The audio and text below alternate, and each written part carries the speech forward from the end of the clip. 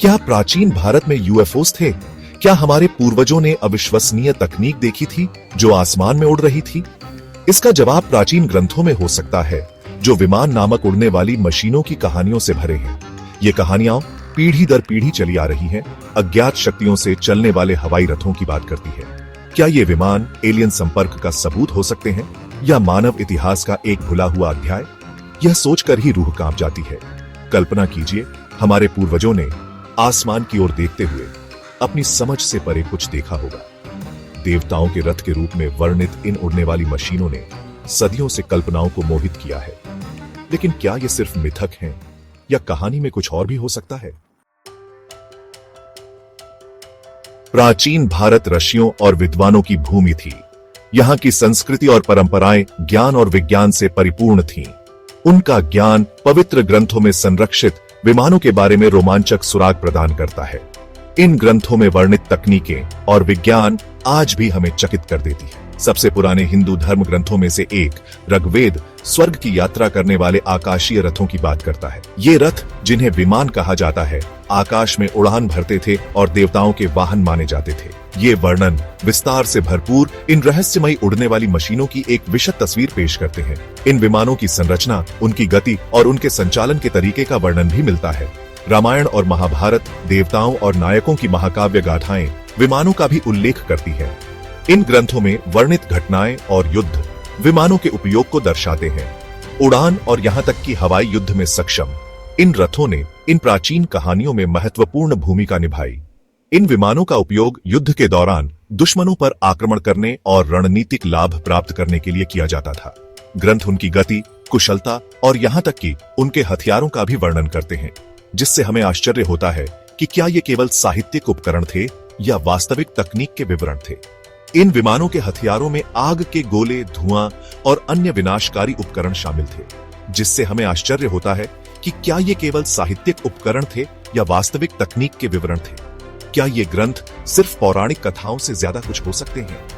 क्या ये ऐतिहासिक अभिलेख हो सकते हैं जो उस समय का दस्तावेजीकरण करते हैं जब उन्नत तकनीक प्राचीन भारत के आसमान को सुशोभित करती थी? क्या ये ग्रंथ सिर्फ पौराणिक कथाओं से ज्यादा कुछ हो सकते हैं? क्या ये ऐतिहासिक अभिलेख हो सकते हैं जो उस समय का दस्तावेजीकरण करते हैं जब उन्नत तकनीक प्राचीन भारत के आसमान को सुशोभित करती थी? क्या ये ऐतिहासिक अभिलेख हो सकते हैं जो उस समय का दस्तावेजीकरण करते हैं जब उन्नत तकनीक प्राचीन भारत के आसमान को सुशोभित करती थी? सबूत हालांकि खंडित हैं, आगे की जांच के लिए पर्याप्त हैं। इन ग्रंथों में वर्णित घटनाओं और तकनीकों की जांच करने से हमें प्राचीन भारत की उन्नत सभ्यता के बारे में और अधिक जानकारी मिल सकती है। सबूत हालांकि खंडित हैं, आगे की जांच के लिए पर्याप्त हैं। इन प्राचीन ग्रंथों में छिपे रहस्यों को उजागर करने के लिए और अधिक शोध की आवश्यकता है। शायद इन ग्रंथों में वर्णित तकनीकें और विज्ञान हमें भविष्य की नई खोजों की दिशा में मार्गदर्शन कर सकते हैं। कुछ शोधकर्ताओं का मानना है कि विमान पौराणिक जानवरों द्वारा खींचे गए रथ नहीं थे, बल्कि वास्तविक उड़ने वाली मशीनें थीं। ये मशीनें, जो प्राचीन ग्रंथों में वर्णित हैं, किसी जादुई कल्पना से कम नहीं लगती। वे प्राचीन ग्रंथों में पाए गए उनके निर्माण और क्षमताओं के विस्तृत विवरण की ओर इशारा करते हैं। इन ग्रंथों में वर्णित तकनीकें और उनके उपयोग के तरीके आज भी वैज्ञानिकों को हैरान कर देते हैं। इन विवरणों में धातुओं, प्रणोदन प्रणालियों और यहाँ तक कि नेविगेशन तकनीकों का भी उल्लेख है, जो अपने समय के लिए आश्चर्यजनक रूप से उन्नत लगती है। क्या यह संभव है कि प्राचीन भारतीयों ने ऐसी तकनीकों का विकास किया था जो आज भी हमारी समझ से परे हैं, जो अपने समय के लिए आश्चर्यजनक रूप से उन्नत लगती हैं? यह विचार न केवल रोमांचक है, बल्कि यह हमारे इतिहास की धारणाओं को भी चुनौती देता है। क्या प्राचीन भारतीयों के पास अपने समय से बहुत आगे वैमानिकी, धातुकर्म और यहाँ तक कि ऊर्जा हेरफेर का ज्ञान था? अगर ऐसा है तो यह ज्ञान कहाँ से आया और कैसे विकसित हुआ?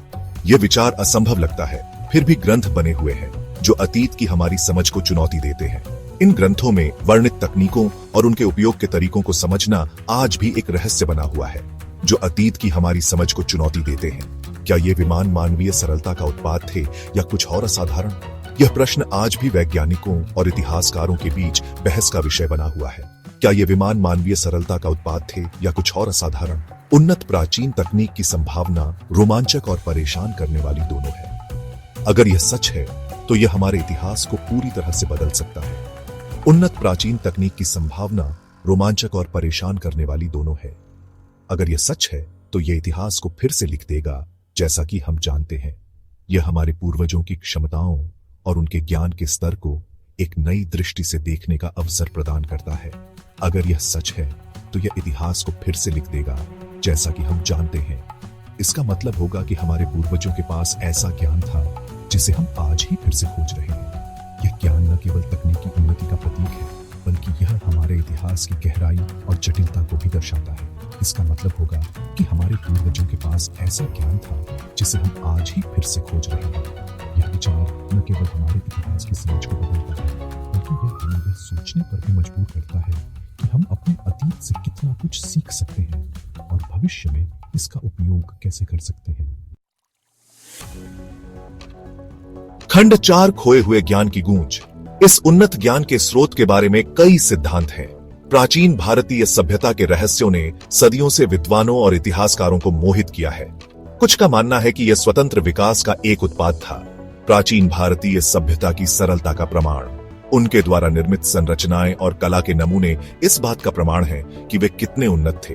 अन्य बाहरी प्रभाव का सुझाव देते हैं, शायद अलौकिक प्राणियों से या अटलांटिस जैसी खोई हुई सभ्यताओं से। क्या यह संभव है कि प्राचीन भारत ने बाहरी दुनिया से संपर्क किया हो?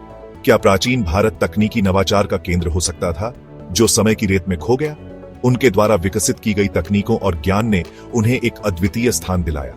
या क्या ये विमान दूसरी दुनिया के प्राणियों के संपर्क का प्रमाण हो सकते हैं, जो अपने ज्ञान को हमारे पूर्वजों के साथ साझा करते हैं? यह विचार रोमांचक और रहस्यमय दोनों है।